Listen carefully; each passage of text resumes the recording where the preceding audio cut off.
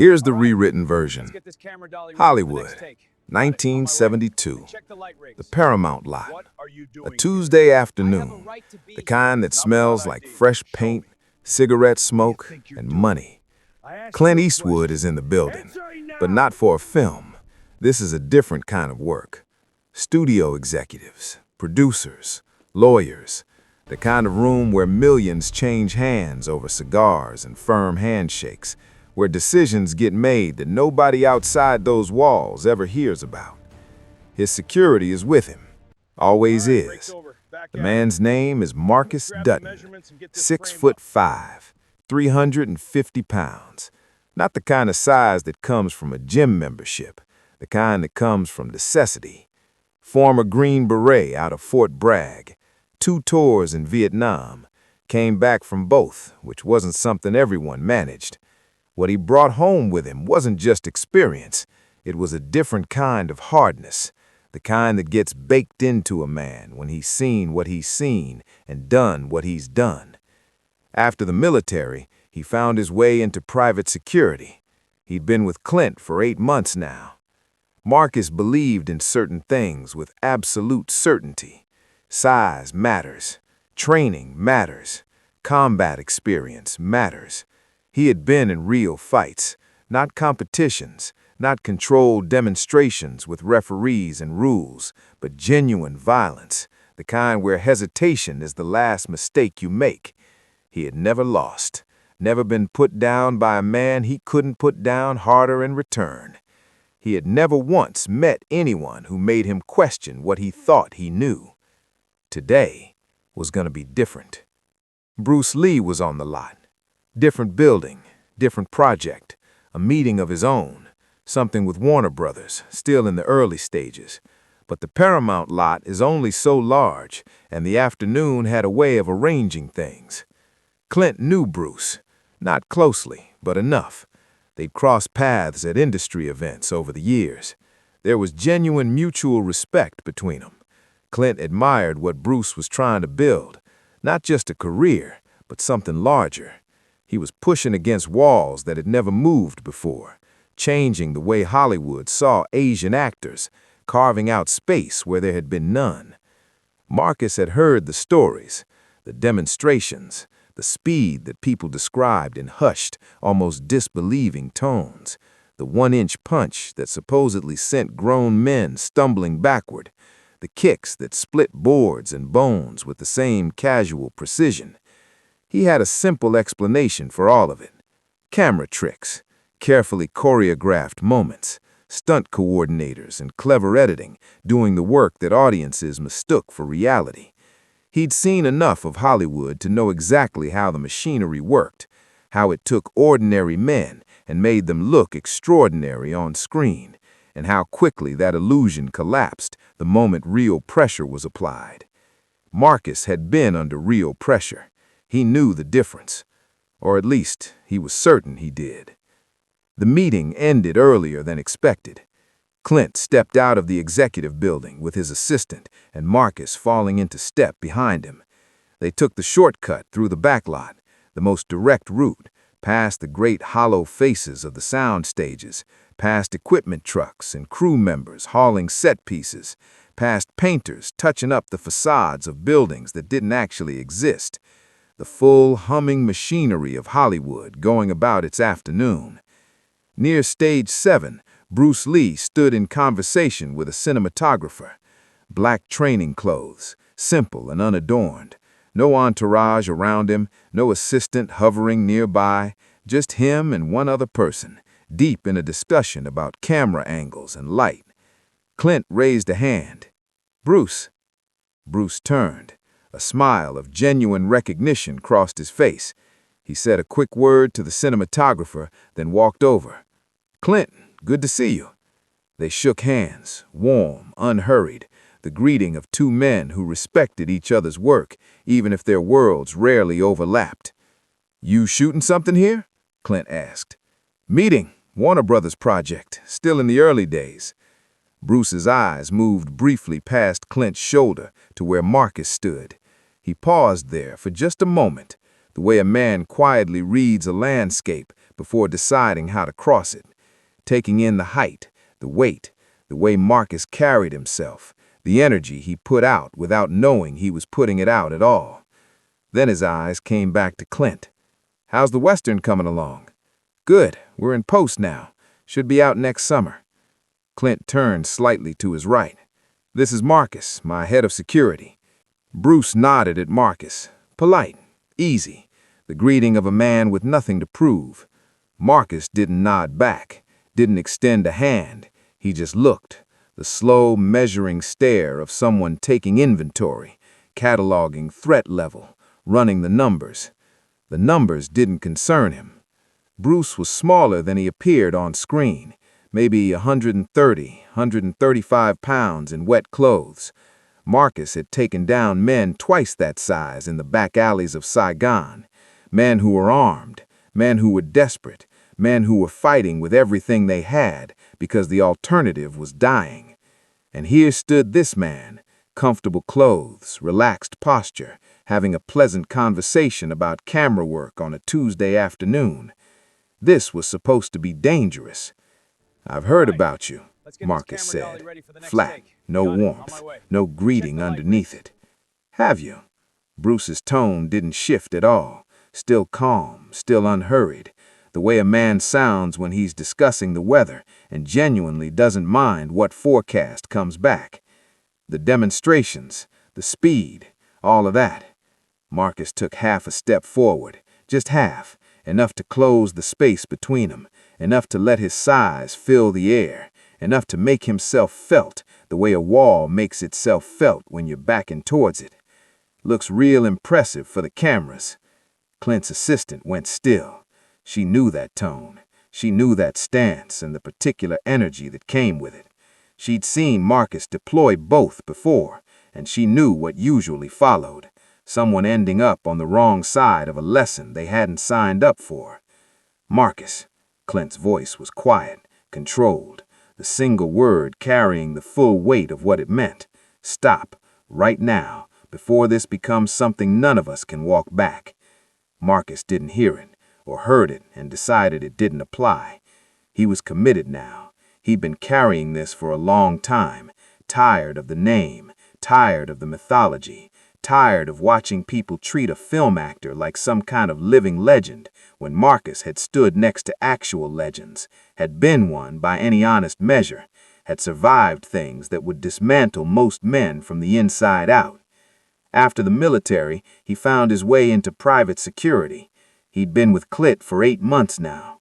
He believed in certain things with absolute certainty. Size matters. Training matters. Combat experience matters. He had been in real fights, not competitions, not controlled demonstrations with referees and rules, but genuine violence, the kind where hesitation is the last mistake you make.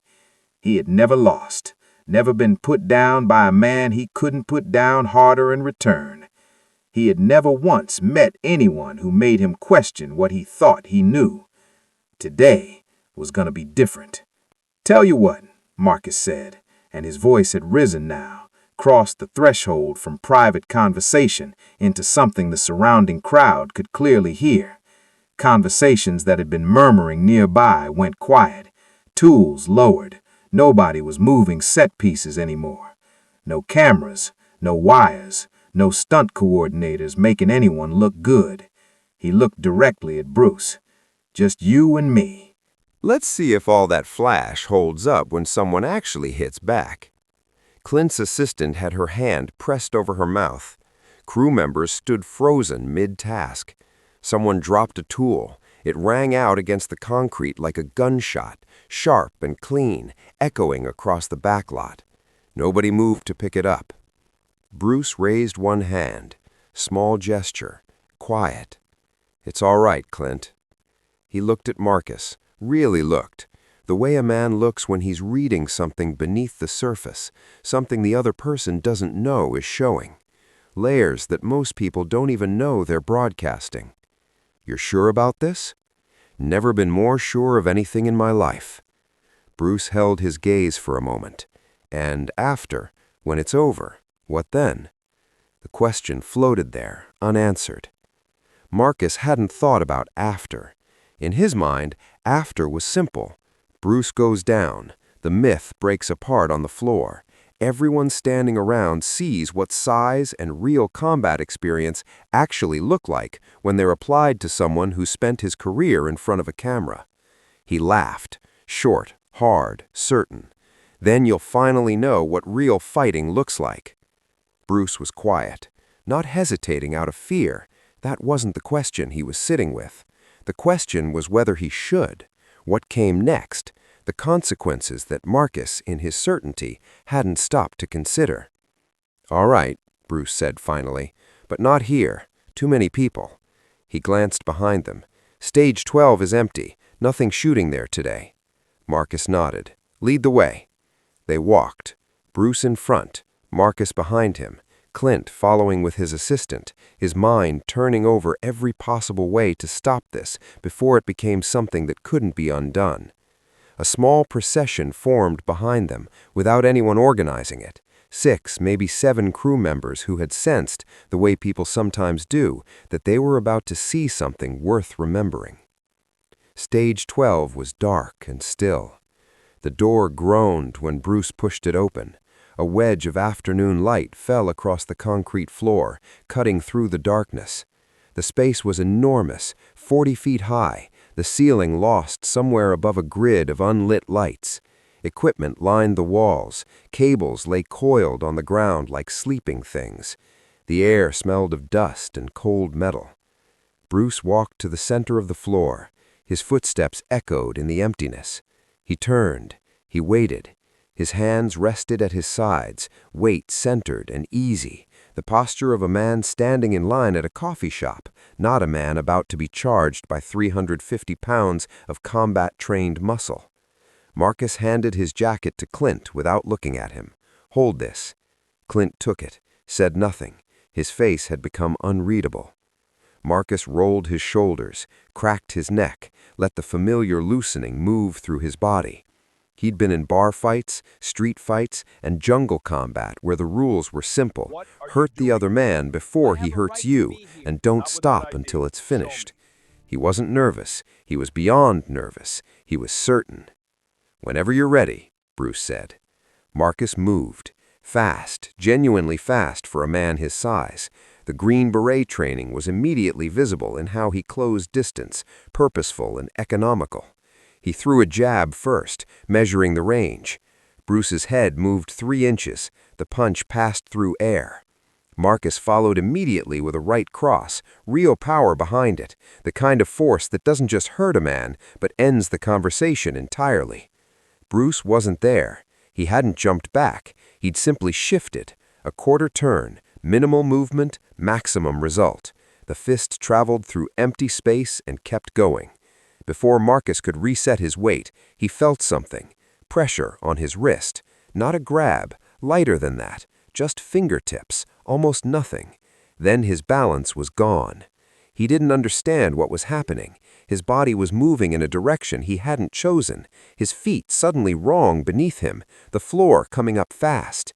He hit hard, all 350 pounds of him meeting concrete with an impact that sent dust rising from the floor and echoed off every wall in the soundstage. Someone in the doorway gasped. Marcus had been knocked down before. The rule was simple and absolute. You get back up, always. He pushed himself to one knee, rage flooding in to replace the confusion, ready to surge forward. A foot came to rest on his chest, not pressing down, not forcing anything, light as a suggestion, but as absolute as gravity itself. He looked up. Bruce Lee stood over him, calm, unmoved, not breathing hard, no triumph on his face, no contempt of any kind, just patience. "Stay down," Bruce said, quietly, almost gently. Marcus didn't listen. He never had. That quality, the refusal to stop, the refusal to quit no matter what the situation demanded, was exactly what had kept him alive through 2 tours in Vietnam. You don't stop, you don't yield, you find a way. His massive hand closed around Bruce's ankle, fingers wrapping the joint completely. He was going to pull, twist, bring this man down to the ground where size and weight and strength would finally decide things the way they were supposed to be decided. Bruce didn't resist. He dropped. Not fell, dropped, controlled, deliberate, his entire body descending in one fluid motion, using Marcus's grip as an anchor point rather than fighting it. In the same seamless movement, his free leg swung in a short arc, the heel connected just beneath Marcus's chin, not hard enough to break bone, just precisely hard enough to make the world go white. Marcus's hand released, his arm fell, the back of his head met concrete for the second time. This time, his body simply stopped accepting commands. The soundstage was completely silent. Clint Eastwood hadn't moved from where he stood, arms crossed, and on his face, the face that had stayed composed through decades of Hollywood and a lifetime of hard situations, was something nobody in that room had seen before: genuine shock. Bruce stepped back, gave Marcus room. It was finished. 8 seconds, maybe 10. Someone get him water. He'll be dizzy when he comes around. Nobody moved. They were all still standing there, staring, trying to fit what they had just witnessed into any framework that made sense. A 350-pound combat veteran with 2 tours behind him, put on the ground twice in under 10 seconds by a man who weighed 135 pounds. Bruce walked over to where Clint stood and stopped a few feet away. "I'm sorry. I tried to avoid it." Clint found his voice. "How?" The single word carried everything he couldn't articulate: the speed, the economy, the impossibility of what he'd just watched. "He grabbed my ankle," Bruce said simply. "A grab is a commitment. The moment you commit, you lose the ability to adapt. You're locked into a single outcome. I just gave him an outcome he wasn't expecting." Clint shook his head slowly. "That wasn't a fight." "No," Bruce agreed. "It was education. He needed to learn something. Now he knows." Marcus was sitting up, one hand pressed to his jaw, the other to the back of his head. He was replaying the sequence, the grab, the drop, the heel, trying to force it into a framework that made sense. It wouldn't fit. None of it connected to anything he'd ever been taught, anything he'd ever experienced, anything he thought he understood about how violence worked. "How?" he asked. His voice came out rough, stripped of everything that usually lived in it. "Because I don't fight the way you expect. I don't meet force with force. I use your force, your commitment, your assumptions." He stepped back. "You assumed size would win, that strength would win, that combat experience would win. Those assumptions made you readable before you threw a single punch." Marcus sat down, not because of pain, because his legs had quietly decided they were done holding him up, while his entire understanding of himself was being reorganized from the ground up. Everything he'd built his identity around, everything that had made him Marcus Dutton, invalidated in 8 seconds on a dusty soundstage floor. Bruce glanced at Clint. "I should go. I'm already late." Clint nodded. Couldn't find anything worth saying. Bruce moved toward the door, then stopped, turned back one last time. "Mr. Dutton?" Marcus looked up. "Next time you want to test someone, ask first. You might learn considerably more from a conversation than a confrontation." The door swung open, light flooded in for a moment. Then it closed, and the soundstage returned to darkness. Nobody spoke. Clint lit a cigar, took a long, slow drag, and exhaled toward the ceiling, watching the smoke drift up toward the dark equipment grid above. His hand, as he brought the cigar back down, trembled slightly. Not from fear, from recognition. He had spent years making tough guy movies, cowboys, cops, men who solved the world's problems with their fists and their nerve and a hard squint into the sun. He'd been paid millions to embody danger, to perform it, to make audiences believe it. He had just watched someone who didn't need to perform it at all, someone for whom it wasn't a character or a craft or a career. It simply was. And standing there in the dark with a cigar going cold between his fingers, every character he'd ever played felt like a child wearing his father's hat. "You all right?" he asked.